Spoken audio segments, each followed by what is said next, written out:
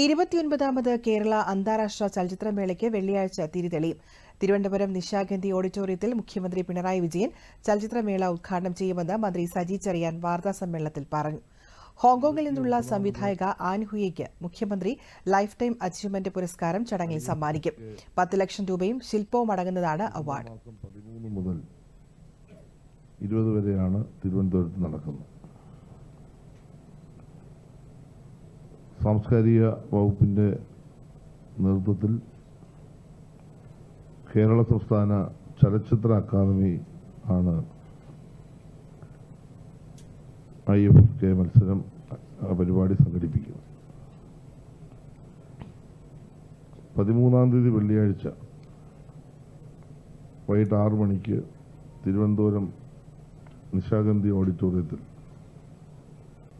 ബഹുമാന്യായ കേരളത്തിന്റെ മുഖ്യമന്ത്രി ശ്രീ പിണറായി വിജയൻ പരിപാടി ഉദ്ഘാടനം ചെയ്യും.